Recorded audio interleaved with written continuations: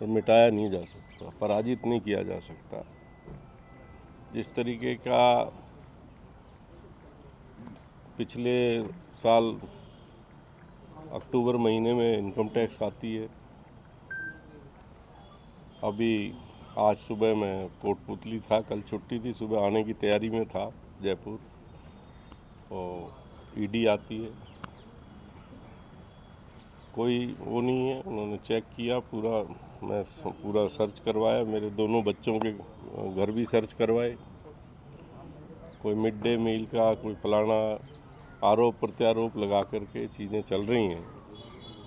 अब इन घटनाओं का बार बार जो रिपीट होना कहीं ना कहीं केंद्र सरकार की नीति पे और नीयत पे बताता है। सच्चाई यह है कि किसी के भी परिवार में बच्चों को काम करने का अधिकार है, व्यापार करने का अधिकार है, और ऐसा कोई नया व्यापार नहीं है कि जिसके लिए ट्रेडिशनल हमारा पारिवारिक बिजनेस लगातार करते आ रहे हैं। आज राजस्थान में भी शुरू कर रखा है, उत्तराखंड में भी है, दिल्ली में भी कर रहे हैं। जो व्यापार है उसके हिसाब से जो जिस मिड डे मील की बात करते हैं कि भाई मिड डे मील, तो मिड डे मील में ना तो हम टेंडर डालने वाले हैं, ना मेरा परिवार उसमें कहीं सप्लायर है, हम सरकारी काम करते ही नहीं हैं कभी, ना हमारे बस का है कि वो जाकर के काम करना। जो वहाँ काम लेते हैं वो लोग हमसे अगर माल ले जाते हैं तो हमारा उसमें कोई कहाँ से इन्वॉल्वमेंट होता है।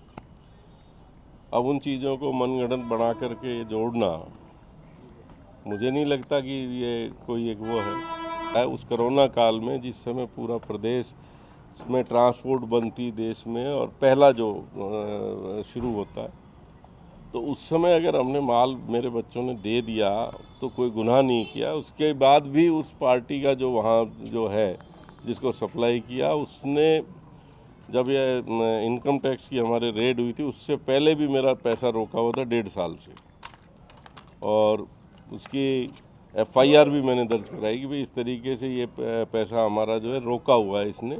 आज मेरे कोटपुतली मेरा जो निवास है उस पर रेड की थी, और मेरे दोनों लड़के हैं जयपुर में फ्लैट में, उनके यहाँ सर्च किए, तीनों सर्च पूरी हो चुकी।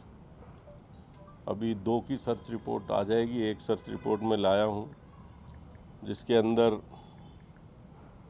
कोई सीजर नहीं है। 2 मोबाइल फ़ोन इन्होंने सीज किए हैं स्क्रीनिंग करने के लिए, वो उनके पास हैं, मेरे दोनों बेटों के। और कोई मुझे तो नहीं लग रहा अब क्या उन्होंने इसमें क्या तथ्य निकालना चाहते हैं, क्या पूछना चाहते हैं। अब कहीं ना कहीं कुछ चीज़ें तार जुड़े लगते ही हैं इसमें। जो आज आचार संहिता लगने के 10 दिन पहले इस तरीके की कार्रवाइयाँ, और इसी स्टेट में नहीं हर स्टेट में इनकी लगातार हो ही रही है ना, तार जुड़ने की नहीं। मैं ये कहना चाहता हूँ कि कहीं ना कहीं केंद्र सरकार की एजेंसियाँ एक्शन कर रही हैं, तो कहीं ना कहीं कुछ ना कुछ तो है जो लगातार छत्तीसगढ़ में होता है। जहाँ चुनाव आते हैं वहाँ पहले से ईडी जाती है, तो कहीं ना कहीं तो कुछ है। अब देखिए ये जो बातें कर रहे हैं कि साहब बीजेपी में जा सकते हैं, मैं कंफर्ट जोन में हूँ, मेरा परिवार कांग्रेस ही रहा है, हमने कभी इस बारे में ना सोचा है, ना मुझे लगता है कि मेरी कोई ऐसी मन में है कि मुझे उधर जाऊँ या उधर जाऊँ। मैं सत्ता का भूखा भी नहीं, क्यों नहीं लड़ूंगा।